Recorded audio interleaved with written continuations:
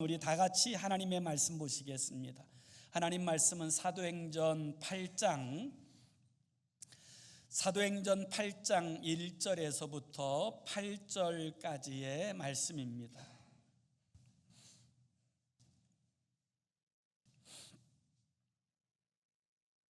사도행전 8장 1절에서부터 8절까지 우리 다 같이 한 목소리로 함께 읽습니다. 시작. 사울은 그가 죽임당함을 마땅히 여기더라. 그날에 예루살렘에 있는 교회에 큰 박해가 있어 사도 외에는 다 유대와 사마리아 모든 땅으로 흩어지니라. 경건한 사람들이 스데반을 장사하고 위하여 크게 울더라. 사울이 교회를 잔멸할세 각 집에 들어가 남녀를 끌어다가 옥에 넘기니라. 그 흩어진 사람들이 두루 다니며 복음의 말씀을 전할세 빌립이 사마리아 성에 내려가 그리스도를 백성에게 전파하니 무리가 빌립의 말도 듣고 행하는 표적도 보고 한 마음으로 그가 하는 말을 따르더라. 많은 사람에게 붙었던 더러운 귀신들이 크게 소리를 지르고 나가고 또 많은 중풍병자와 못 걷는 사람이 나으니 그 성에 큰 기쁨이 있더라. 아멘. 오늘은 제가 글에서 읽은 재밌는 이야기에서부터 오늘 말씀을 시작하려고 합니다. 한국에서 어느 목사님이 고속도로 휴게소를 가게 되셨는데 그 고속도로 휴게소의 화장실에 그리고 그 변기에 딱 앉아 있는데 바로 옆에 있는 칸에 어떤 분이 인사를 하시더래요. 목사님 안녕하세요. 이렇게 인사를 해서 깜짝 놀래가지고 엉겹결에 예 안녕하세요. 이렇게 대답을 하고 났더니 세상에 목사는 세상에 화장실에 들어와도 아는 사람이 있네. 속으로 그런 생각을 하고 있는데 또 옆에 있는 분이 또 이렇게 질문하더랍니다. 목사님 점심 식사 하셨어요? 이렇게 질문을 하더래요. 그래서 이게 참 난처한데 또 그렇다고 대답하지 않을 수도 없고 해서 볼일 보고 나서 그 다음에 식사하려고 합니다. 이렇게 친절하게 대답을 하고 났더니 좀 잠잠하더래요. 그러더니 작은 소리로 이런 소리가 들리더래요. 목사님 전화 끊어야 되겠어요. 옆에 있는 사람이 자꾸 전화에 끼어들어서 말할 수가 없네요. 이렇게 이야기하더라는 거예요. 제가 그 얘기를 참 재밌게 읽고 나서 이런 생각이 들더라고요. 하나님의 사람들은 하나님의 말씀 설교를 들을 때 나에게 주시는 말씀으로 듣는 것 이것이 참 중요하겠다 이런 생각을 하였습니다. 또 설교를 들을 때 그것을 사람의 말이 아니라 하나님의 말씀으로 듣는 것 그것이 참으로 중요한 줄로 믿습니다. 우리가 주일에 나와서 예배하고 하나님의 말씀을 들을 때 사람의 말로 들으면 우리는 사람 이야기밖에 못합니다. 그러나 하나님의 말씀으로 들으면 우리의 이야기의 주제가 하나님이 되시는 줄로 믿습니다. 그래서 우리는 항상 하나님의 말씀을 들을 때마다 하나님의 말씀으로 듣는 것 이것이 참으로 중요하고요.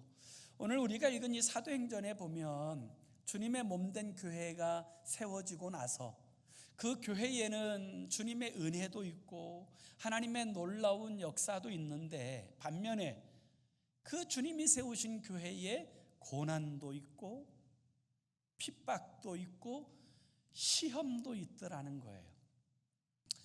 주님의 교회에는 은혜만 있으면 좋을 것 같은데 왜 하나님께서는 주의 몸된 교회에 고난도 허용하시고 핍박도 주시고 왜 시험도 들게 하시는가?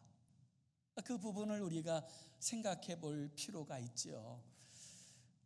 돌아보고 나면 이런 고난, 이런 연단, 핍박 것들이 결국에 성도 한 사람 한 사람의 신앙을 견고하게 하고 또 성숙하게 하는 것을 볼 수 있습니다. 또 동시에 교회도 그런 고난과 환난을 통하여 더욱 하나님을 의지하게 되어지고 그 일을 통하여서 교회가 더 성숙하고 주님의 아름다운 성품을 닮아가는 그런 공동체로 서게 되어지는 줄로 믿습니다. 그렇기 때문에 어떤 분들은 이 고난을 변장된 축복이다 이렇게 표현하여 말씀하시는 분이 계신데요, 참 그 말이 공감이 되어집니다.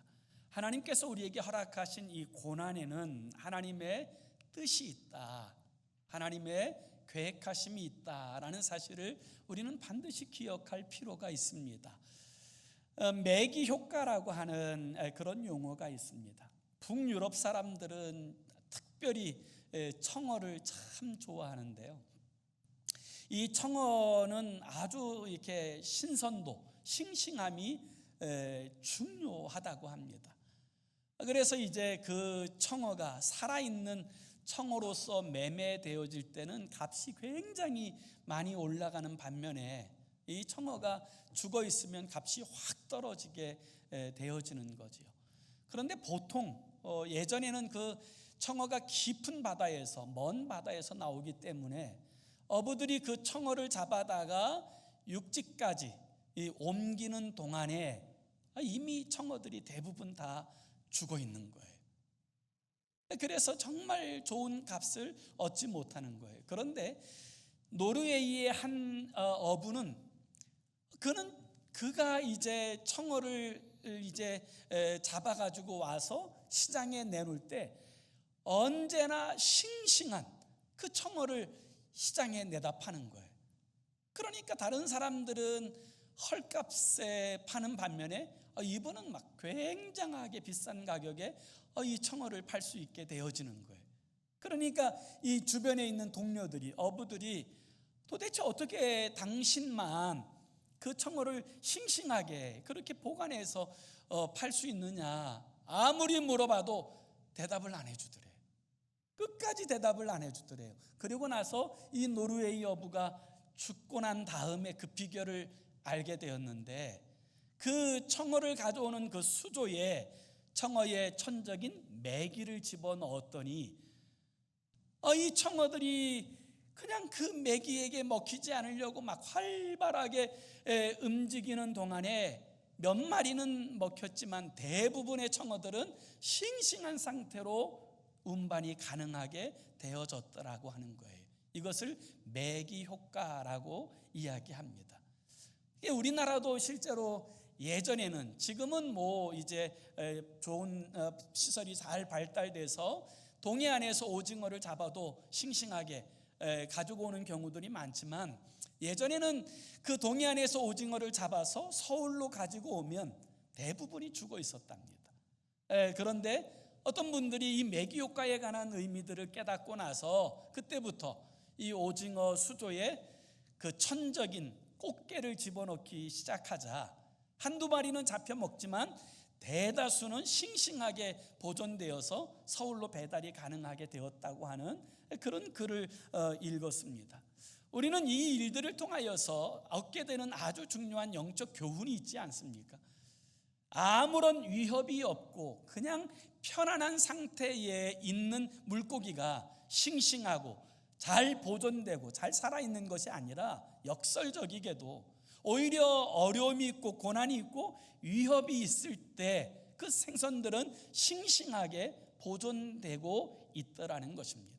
그런 의미에서 본다면 성도들의 삶의 자리에서 하나님의 은혜도 필요하지만 때때로 이 고난과 역경과 시련이 우리로 하여금 하나님을 더 의지하게 하고 더 신뢰하게 하고 더 바라보게 하는 그런 영적 유익이 있다라는 사실을 우리는 기억할 필요가 있게 되어지는 겁니다. 더군다나 주님을 위해서 또 거룩한 삶을 위하여서 당하게 되어진 이 고난에는 하나님의 특별한 섭리가 있고 은총이 있다라는 사실을 우리는 기억할 필요가 있습니다. 전 세계의 대부분의 문화권에서 정결한 짐승이라고 이야기하면 양이라고 이야기합니다. 반대로 부정한 짐승, 정결하지 못한 짐승이라 그러면 대부분의 문화권에서 돼지라고 이야기한답니다. 양은 실제로 눈이 참 좋지 않은 동물로 알려져 있습니다. 가까운 곳 아니면 잘 보지 못하는데, 그래서 이 양은 이 소리를 듣고 이제 이동하게 되는데, 이 양은 자기를 보호할 만한 그런 방어 기제가 거의 없는 짐승 아닙니까? 실제로 뭐 힘껏 뛸 수 있는 튼튼한 발을 가진 것도 아니고, 또 뭐 날카로운 뭐 발톱이나 이빨을 가진 것도 아닙니다. 그럼에도 불구하고 이 양을 정결한 짐승이라고 표현하는 이유는, 양은 시궁창에 빠지면 절대로 그곳에 안주하지 않고 사투를 벌여서라도 시궁창에서 뛰쳐나온다는 거예요. 반면에 돼지는 머리도 좋고 영리하고 그리고 발도 빠른데, 그리고 그 영양도 풍부하지 않습니까? 그럼에도 불구하고 불결한 짐승으로 여겨지는 이유는, 이 돼지는 이 시궁창에 빠지면 그곳에 안주하는 동물이기 때문에 그래요. 그래서 우리나라에서도 예전에 제주도에서는 그 변기 밑에 여러분 이 돼지를 기른 뭐 그런 이야기들도 있지 않습니까? 그런데 성경에서는 성도를 양이라고 표현하지 돼지라고 표현하지 않습니다. 우리는 거룩을 사수하는 일에 있어서 때로 고난이 오고 역경이 와도 그 거룩을 지켜내는 하나님의 사람으로 우리가 부름받았다라는 사실을 분명히 기억하며 살아야 되는 줄로 믿습니다. 사랑하는 성도 여러분, 예루살렘 교회에 몰아닥친 시험에 관한 이야기, 이것이 오늘 우리가 읽은 이 본문의 말씀의 내용인데요. 1절에 보면 이 말씀이 이렇게 시작됩니다. 사울은 그가 죽임당함을 마땅히 여기더라. 그날에 예루살렘에 있는 교회에 큰 박해가 있어 사도 외에는 다 유대와 사마리아 모든 땅으로 흩어지니라, 이렇게 말씀하고 있습니다. 여기에 큰 박해라는 표현이 등장하는데요, 이 큰이라는 이 단어가 헬라어로 메가스라는 단어예요. 여기에서 100만 배를 뜻하는 메가라는 단어가 오게 되어진 거예요. 그러니까 이 박해가 작은 박해가 아니라 뭐 보통 감당할 수 있는 수준의 박해가 아니라 감당할 수 없을 만큼의 엄청나게 큰 박해라는 것을 우리가 알 수 있는 것이지요. 그런 큰 박해가 예루살렘 교회에 찾아왔습니다.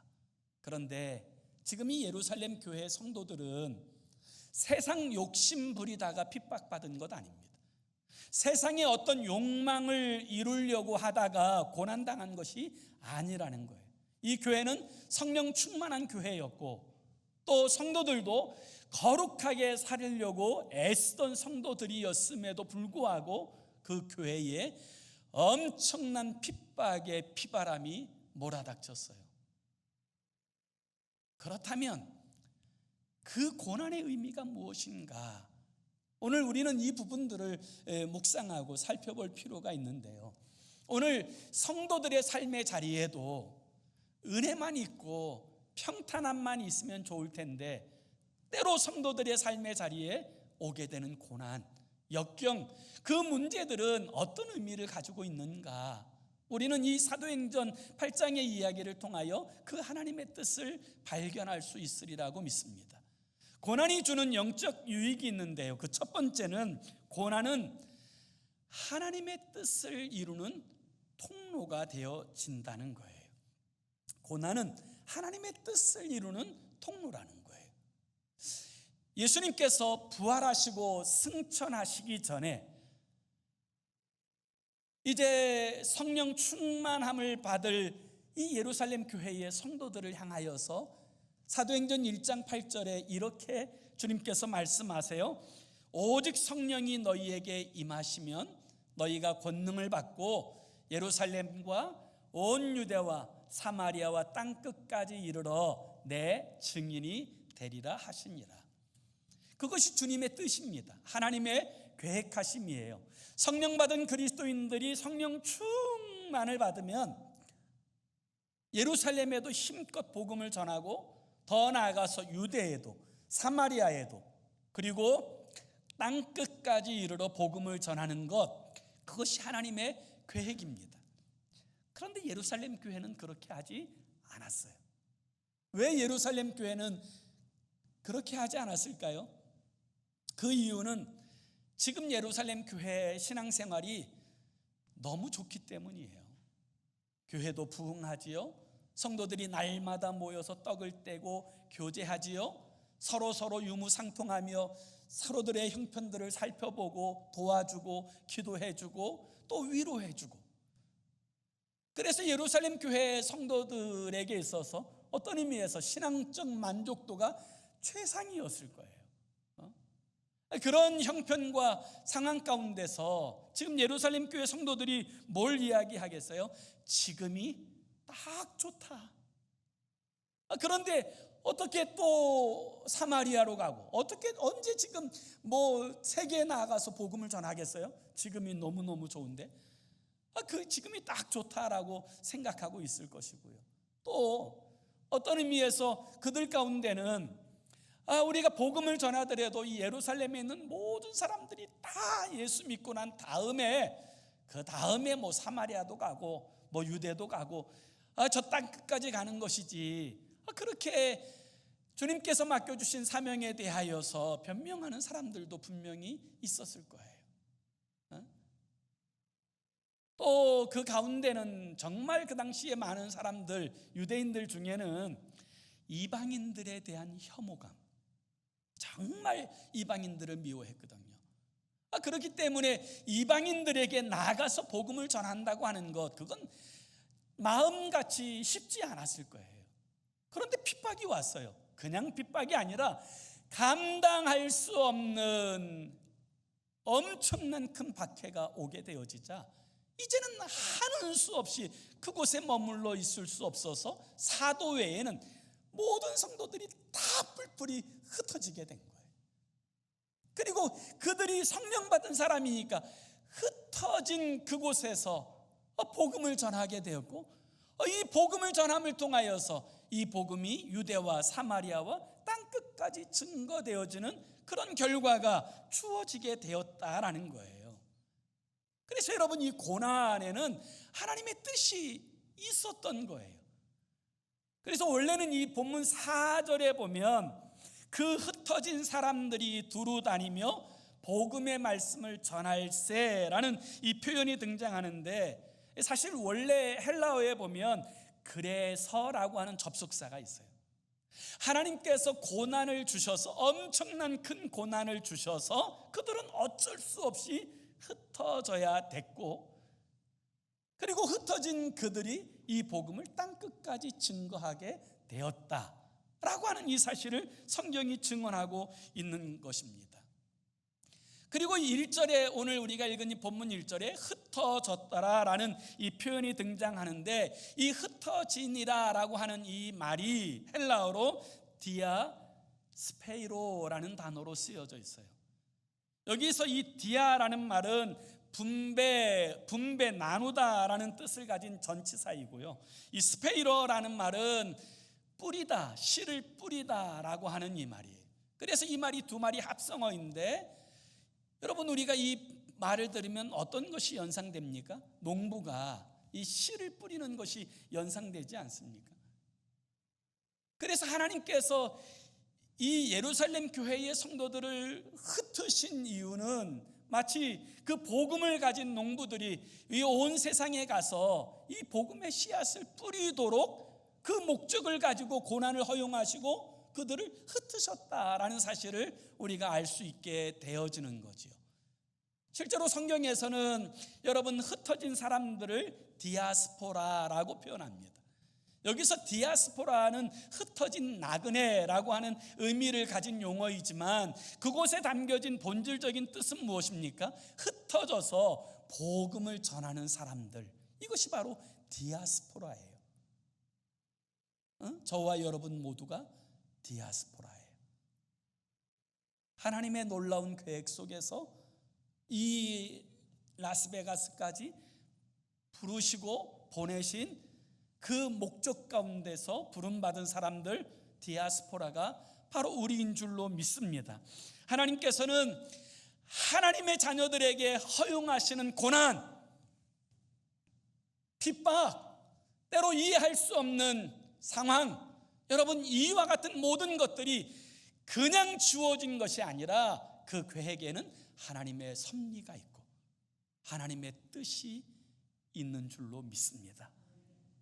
때로는 이해할 수 없을지라도 그 일에는 하나님의 계획하심이 있더라는 거예요. 그래서 로마서 8장 28절에 우리가 알거니와 하나님을 사랑하는 자 곧 그의 뜻대로 부르심을 입은 자들에게는 모든 것이 합력하여 선을 이루느니라, 이와 같이 말씀하시는 거예요. 모든 것이 합력하여 선을 이루느니라. 그 모든 것에는 우리의 실패도, 우리가 경험하는 고난도, 아픔도 다 담겨져 있어요. 이 모든 것에 하나님의 섭리하심이 있다라는 사실을 우리는 분명하게 기억할 필요가 있습니다. 예수님께서 고난당하실 때 많은 사람들은 사탄의 승리라고 생각했을 것입니다.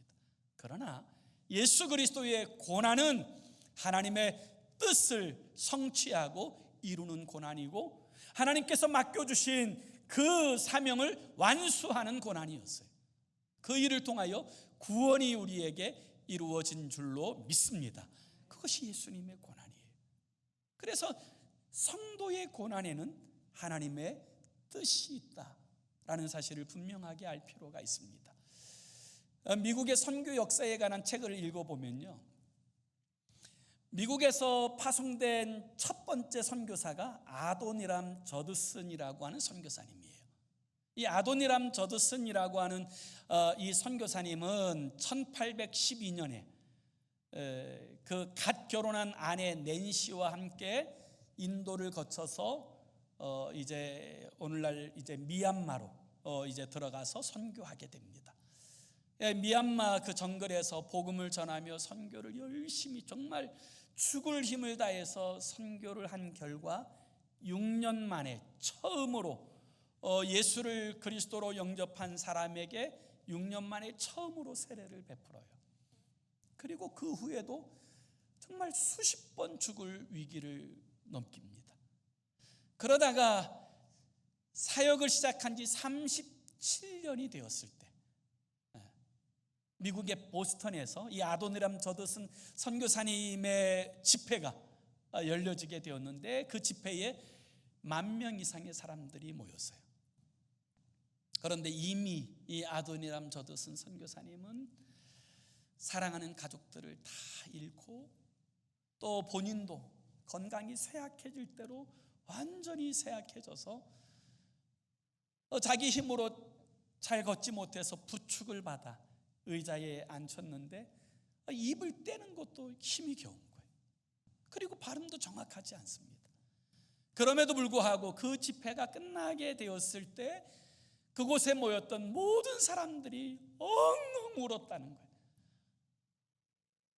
그리고 그 가운데 21명의 청년들이 제가 당신을 대신해서 미얀마로 가서 복음 전하겠습니다 헌신하게 되었고, 이 21명의 청년들이 이 미얀마에 들어가서 복음을 전하였는데, 미얀마 정부가 이 아도니람 저드슨이 죽은 다음에 보고한 보고서에 보면 이 아도니람 저드슨을 통하여서, 그리고 그 다음 이제 헌신한 이 사람들을 통하여서 복음을 듣고 회심한 사람이 21만 명이나 되었다고 하는 그런 보고서를 내게 되어집니다. 한 알의 밀이 땅에 떨어져 썩지 않으면 한 알 그대로 있지만 썩으면 많은 결실을 하게 하시는 것, 그것이 하나님의 역사예요. 고난에는 하나님의 의중이 담겨져 있고 하나님의 계획하심이 있다라는 사실을 우리는 분명하게 알 필요가 있고요. 두 번째로, 이 고난은 새 역사의 일꾼을 세우는 통로가 되어진다라는 것을 우리는 분명하게 알아야 합니다. 고난은 언제나 영웅을 출현시킵니다. 고난 속에서 미래의 리더가 준비되어지는 거예요. 그래서 여러분, 이 고난이 올 때 준비된 리더, 영적인 영웅, 여러분 누가 미래를 책임질 사람이 등장합니까? 오늘 본문에 보면 사울이라고 하는 청년의 이야기가 등장하는 거예요. 그래서 오늘 본문 1절은 이렇게 시작합니다. 사울은 그가 죽임당함을 마땅히 여기더라. 사울은 스데반이 순교하였을 때 마땅하게 여겼습니다. 그러나 이 스데반의 순교를 통해서 너무너무 엄청난 충격을 받습니다. 그런데 이 충격 속에서 이 사울은 더 악랄하게 교회를 핍박하고 교회를 잔멸하려고 최선을 다하는 모습을 봅니다. 그래서 오늘 3절에 보면 사울이 교회를 잔멸할세 각 집에 들어가 남녀를 끌어다가 옥에 넘기니라, 이렇게 말씀하고 있어요. 그렇게 막 발악하는 이 사울을 하나님이 주목해 보세요. 그리고 우리가 읽은 이 사도행전 8장 다음 장인 9장에 보면 하나님께서 그를 지명하여 불러내시고 이방인의 사도로 세워내시는 이야기가 등장하게 되는 거예요. 고난이 올 때 진짜 하나님의 일꾼들이 세워지는 거예요. 고난이 오고 역경이 올 때 진짜 하나님의 나라를 세워낼 영광스러운 하나님의 사람들이 우죽순으로 솟아나게 되어지는 거예요. 그래서 4절에 보면 여러분, 예루살렘 교회에서는 별 볼 일 없던 사람들이 흩어져 나가자 그들이 복음을 전하게 되었고, 그들이 영적인 영웅들로 세계를 복음화하는 그런 아름다운 하나님의 사람들로 서게 되어지는 것을 우리가 볼 수 있게 되어지는 거예요. 그리고 그 가운데서 초대교회 7 집사님 중에 하나인 빌립이 사마리아에서 복음을 전한 이야기가 등장하는 거예요. 핍박이 안 왔으면, 고난이 없었으면 여러분, 빌립은 절대로 사마리아에 갈 사람이 아니에요. 왜냐하면 유대인들은 사마리아 사람들을 증오했습니다. 상대하지 않았습니다. 그들을 개와 짐승으로 그렇게 취급하였던 사람들이 유대인이에요. 그래서 상종하지도 않는 그들이지만 너무 큰 핍박이 오니까 도망하다 보니까 이 사마리아에 들어가게 되고, 이 사마리아에서 복음을 전하는 일이 벌어지게 되고, 그리고 그 가운데 하나님의 역사가 드러나게 되는 그런 일이 벌어지게 되는 거예요. 고난이라고 하는 연단을 통과하지 않으면 그 쇠부시가 여러분, 농부들이 원하는 농기구가 되어질 수 없어요. 그 용광로를 지났기 때문에 그 유용한 도구가 되어질 수 있는 것처럼 하나님께서 성도에게 허락하신 이 고난에는 하나님의 놀라운 뜻이 담겨져 있다는 사실을 우리는 분명하게 기억할 필요가 있고요. 고난이 주는 세 번째 유익은, 고난은 부흥의 통로가 되어지더라는 거예요. 고난의 결과로 그들은 흩어졌고, 흩어진 결과로 그들은 복음을 전했고, 그들이 전한 이 복음을 통하여 부흥이 온 땅 가운데 임하게 되었더라. 그리고 그 한 예로서 이 빌립 집사님의 이야기를 오늘 성경이 이야기하는 것 아닙니까? 6절에 보면 무리가 빌립의 말도 듣고 행하는 표적도 보고 한 마음으로 그가 하는 말을 따르더라. 이 빌립 집사님을 통하여 여러 가지 표적이 등장하더라는 거예요. 하나님의 일하심들이 사마리아 성의 사람들에게 나타나지게 되어지더라는 거예요. 7절, 우리 7절도 같이 읽습니다. 시작. 많은 사람에게 붙었던 더러운 귀신들이 크게 소리를 지르며 나가고, 또 많은 중풍병자와 못 걷는 사람이 나으니, 이 빌립 집사님이 사마리아에서 복음을 전하다가 병든 사람을 위해서 기도했더니 더러운 귀신들이 막 쫓겨나고, 중풍병자들이 낫는 일이 벌어지고, 그리고 막 안진뱅이가 일어서는 이 놀라운 기적이 일어나게 된 거예요. 예루살렘 교회에 있을 때는 아무 두각을 나타내지 못했던 그가 이 사마리아 성에 들어가서 복음을 전하다가 이 복음에 필요한 하나님의 능력을 구하자 하나님의 역사가 그 가운데 드러나게 되어졌다라는 거예요. 그 결과로 주어진 것이 뭐예요? 8절에 보면 그 성에 큰 기쁨이 있더라. 이게 무슨 말입니까? 부흥이 일어났다는 말이에요. 역설적이게도요, 기독교의 부흥은요, 평탄할 때 이루어지지 않았어요. 아무 문제 없을 때의 기독교의 부흥은 아주 더디거나 쇠퇴하였습니다. 반대로 고난이 올 때 여러분, 기독교는 불같은 부흥을 경험했어요. 중국 공산당을 창설한 모택동이요, 1966년에 문화혁명을 일으키고, 문화혁명을 일으킨 가장 중요한 주된 목적 중에 하나가 기독교인들을 진멸하는 거예요. 그 당시에 허드슨 테일러 선교사님을 중심으로 내지 선교회에서 중국에서 사역하던 637명의 선교사님들은 죽거나 쫓겨나고, 그리고 그때부터 교회는 불태워지거나 아니면 철거되거나 아니면 공산당 사무실로 사용되었어요. 그리고 목사들은 다 잡아 죽였습니다. 성도들도 다 잡아 옥에 가두고 다 진멸하였어요. 그래서 이 중국 공산당들은 중국 땅에 그리스도인은 한 사람도 없다라고 그렇게 분명하게 확신했어요. 그리고 나서 10년이 지납니다. 10년이 지나고 나서 이 중국이 이 서방과 교역하고자 하는데, 이 서방에서 교역을 하기 위해서 반드시 해야 될 전제 조건으로 종교 개방을 요청을 했어요. 그때 중국 공산당은 종교 개방하더라도 기독교인은 하나도 없다, 그런 자신감 가운데서 종교를 개방했어요. 그 중국이 문화혁명을 일으키고 기독교인들을 핍박하고 잔멸할 때 그 당시에 기독교인의 숫자는 50만에서 70만 정도였어요.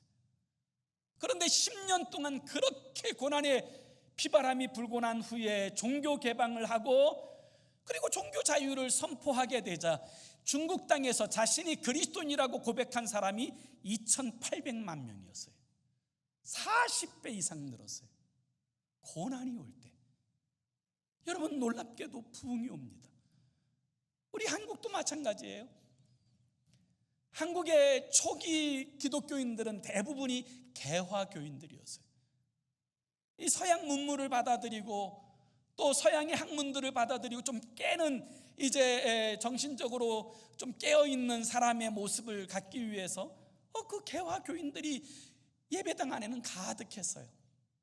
그런데 일제 탄압이 시작되고, 그리고 교회는 불태워지고 신사참배를 강요하고, 그리고 거절하는 사람들은 순교당하고 죽고 감옥에 갇히고 고난당하게 되어지자 개화교인들은 싹 사라졌어요.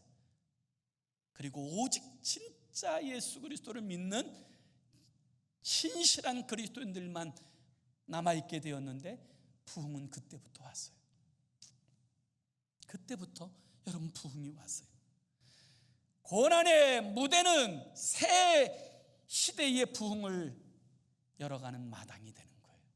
하나님께서 고난을 통하여서 하시는 엄청난 큰 일들이 있다라는 사실을 우리는 기억할 필요가 있어요. 고난은, 성도에게 주어진 고난은 의미 없는 고난은 하나도 없어요. 목적 없는 고난은 하나도 없어요. 그 고난에는 하나님의 분명한 사인이 담겨져 있고 뜻이 담겨져 있어요. 우리는 이것을 분명하게 알아야 합니다. 저는 오늘 설교를 너무 무겁지 않게 하려고 재밌는 이야기로 오늘 설교를 시작했는데, 마지막도 좀 재밌는 이야기로 마치려고 합니다. 어느 이제 초등학교 국어 시험 시간에 이런 문제가 나왔다 그래요. 여러분도 한번 맞춰보세요. 사자성어인데 불행한 일이 거듭 겹침을 뜻하는 사자성어는 무엇인가요? 하고는 이제 이렇게 이제 사자성어 중에 두 자가 나왔어요. 설하고 그 다음에 네모, 그 다음에 가하고 네모, 이렇게 나왔어요. 정답이 뭘까요? 설상가상이에요. 설상가상. 근데 한 학생이 그 이제 정답을 써냈는데, 정답이라고 써냈는데 그 정답 때문에 교무실에 있는 선생님들이 다 뒤집어졌다는 거예요. 그 아이가 낸 정답이 설사가 또 이렇게 정답을 내었다는 거예요. 물론 그 아이에게 그건 뭐 큰 고난이죠. 역경이죠. 여러분, 우리의 삶의 주관자는 하나님이세요. 여러분, 이걸 잊지 마셔야 됩니다. 우리는 트럼프 때문에 우리의 삶이 대단한 영향을 받는 것처럼 생각할 수 있어요. 푸틴 때문에, 시진핑 때문에 아니에요. 그들은 하나님의 도구일 뿐이에요. 주관자는 하나님이십니다. 우리는 팬데믹도 이겨낸 사람들이에요. 여러분, 하나님께서 모든 것의 주관자이심을 우리가 전적으로 신뢰할 때 여러분, 고난에 대한 우리의 태도와 자세가 달라질 수 있는 거예요. 하나님이 주관자이십니다. 그 하나님께서 우리와 함께 하시고 때로 고난을 통하여 우리를 더 주 앞에 견고하고 바로 서도록 역사하십니다. 그 하나님을 신뢰하는 믿음으로 끝까지 믿음의 도전을 행하며 나아가는 저와 여러분의 삶이 되어질 수 있기를 예수의 이름으로 축원합니다. 기도합시다. 우리 함께 같이 기도하기 원하는데요, 이렇게 기도했으면 좋겠어요. 주님, 고난에 담긴 하나님의 뜻을 분별하는 지혜를 주시고 고난을 디딤돌로 삼아 하나님의 뜻을 이루어가는 주의 사람이 되게 해달라고. 고난에 치이고 고난에 무너지는 사람들이 아니라 고난을 디딤돌로 삼고 하나님의 뜻을 이루어내는 주의 사람들로 서게 해달라고. 하나님, 우리가 이 때로 경험하게 되어지는 아픔 속에서 믿음으로 주님 바라보게 하시고 믿음으로 승리하는 우리의 삶이 되게 해달라고 우리 함께 합심으로 기도하겠습니다. 하나님 아버지, 주님의 은혜와 사랑을 진심으로 감사합니다. 거룩한 주 예수 그리스도의 아버지 보배로운 핏값으로 세우신 주의 교회, 또 아버지 예수 그리스도의 희생의 핏값으로 부르신 성도들의 삶에 다가온 고난, 역경, 때로 아버지 이해할 수 없는 아픔, 하나님, 그러나 이 뜻에는 하나님의 계획하심이 있고 또 아버지 주의 섭리하심이 있는 줄로 믿습니다. 하나님 아버지, 우리로 하여금 그 뜻을 분별할 수 있는 영적 지혜를 허락하여 주시옵소서. 그리고 아버지, 고난에 치이지 않게 하시고 고난을 디딤돌로 삼아 하나님의 뜻을 이루어내고 주의 영광을 나타내는 주의 사람으로 살게 하여 주옵소서. 아버지, 세상의 주관자가 아버지 세상의 열왕들이 아니라 하나님께서 세상의 주관자요 통치자이시고 하나님께서 우리의 삶을 주관하시고 섭리하심을 온전히 신뢰하는 믿음으로 살아가는 우리 되게 하여 주시고 아버지, 승리케 하여 주시옵소서. 사랑하는 아버지, 우리의 영의 눈을 열어 주시옵소서. 우리의 삶을 주관하시는 분이 하나님이신 것을 신뢰하게 하시고 오직 의인은 믿음으로 말미암아 살리라 하셨사오니 믿음으로 나아가게 하여 주시옵소서. 예수 그리스도의 이름으로 기도하옵나이다. 아멘.